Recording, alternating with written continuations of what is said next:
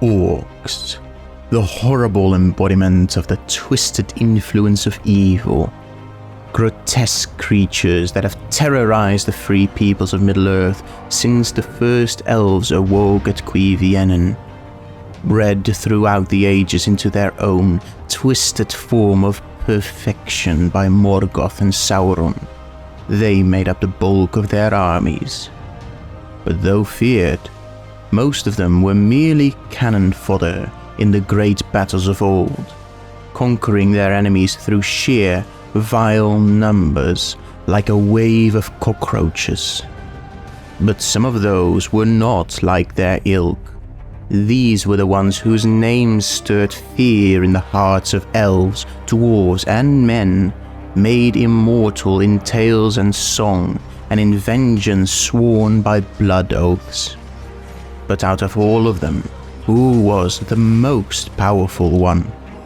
Which out of the billions of monstrous orcs over the ages of trees and sun was the greatest?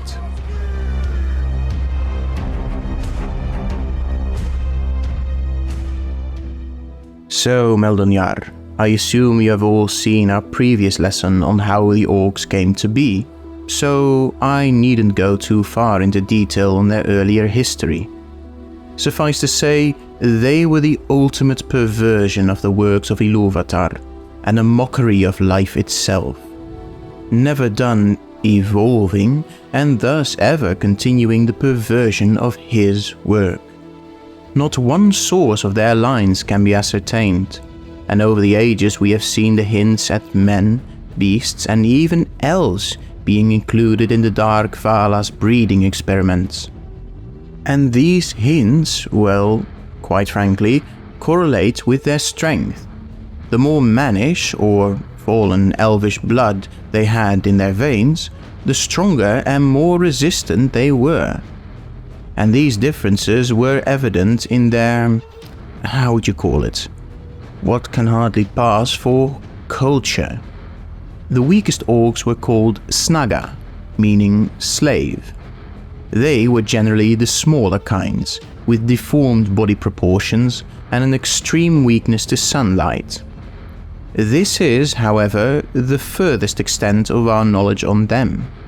The greater part of the actual orc soldiers were those who, among their own kind, had the power and strength to not be mere slaves, but call themselves proper orc, uruk in their tongue.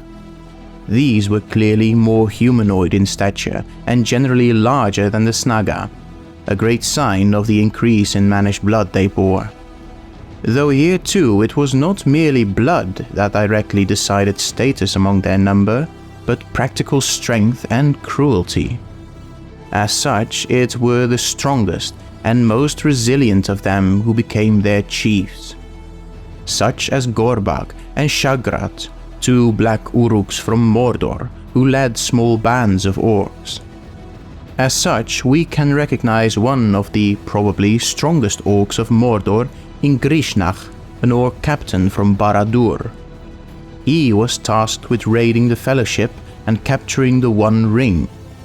And though he had the deformed build of the snaga, with long arms that reached to the ground and crooked short legs, it can be assumed from his rank and position that he also came from the ranks of the Black Uruk. Similar notable captains were Azog and his son Bolg. They belonged to a tribe of Uruk that Sauron had sent into the Misty Mountains centuries before the events of The Hobbit, to unite the orcs there. Given that Bolg lived during both the Battle of Azanulbizar and the Battle of the Five Armies, and thus lived for well over 140 years, we could even assume that he, and thus likely his father as well, had some elvish blood running through his accursed veins. The strongest race of Uruk, however, we find in the War of the Ring, in the newly bred Uruk-hai of Isengard. Saruman used the same black magic in breeding his own race of orcs, and endeavored to produce even stronger warriors than the Black Uruk from Sauron's own in Mordor. Two of their leaders were Ugluk and Maughur, before whom even Grishnach of Barad-dûr was wary. Lurtz is also one of their ranks, though he is only found in the retelling of events by Peter Jackson. In the Uruk-hai we see the trend of orc breeding at play. It is a constant process of malformed, malicious growth that constantly searches to grow stronger. And with this fact in mind, we could indeed assume that the Uruk-hai of Isengard were the strongest orcs ever. However, there might have been an exception. For in the Second Age we hear of tribes of orcs hailing from the far east of Middle-earth, and who had resided there since time immemorial when their lord, Morgoth, still ruled from his ancient home of Utumno. Surviving his fall, they thenceforth lived without a ruler, hunting man and orc alike, until Sauron found them again an age later. Back then he still walked in his elvish form, and he wanted to make them his subjects, but they showed him their disdain and even made fun of his peaceful appearance. It was only later, when Sauron had long lost his elvish form and had become the true dark heir of Morgoth, that they joined him and went to war for him. Of all orcs, these tribes are the most likely to have elvish or even divine blood flowing through their veins.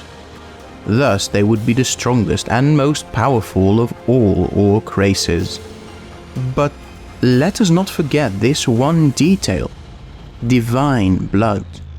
For yes, it was not just Melian the Maiar who beget Luthien Tinuviel, a child of mortal and immortal blood, who walked the lands of Arda and physically engaged in mortal affairs.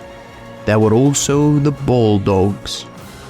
These were Umayar, Dark Maiar, very much like the Balrogs and Sauron, though only less formidable than them.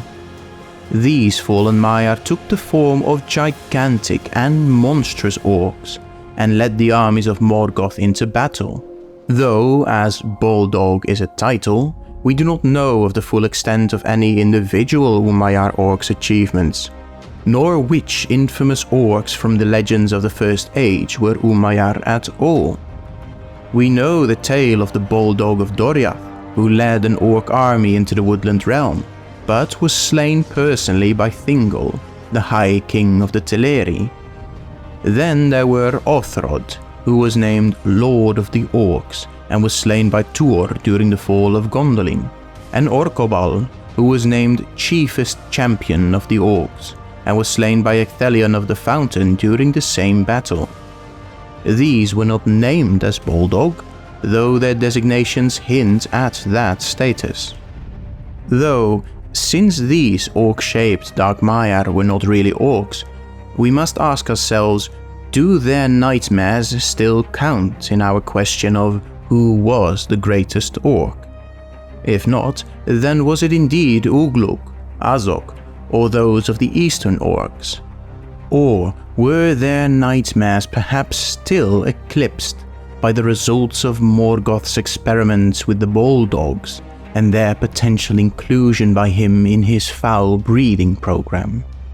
Did the Dark Valar use his loyal Umayar to create the dark equivalent of Luthien Tinuviel, an abomination of half-orcish, half-Maiar blood? An abomination so horrible, its name was erased from legends and lost in the fog of history? We will never know. But this, dear Meldonyar, is all we know. Ugluk, Azog, the Baldogs, or the Forgotten Experiments. One of these will have been the greatest orc of all time. But then again, should we remember these still, and keep their legends alive for the still lingering sparks of evil to rally around? I will let you decide.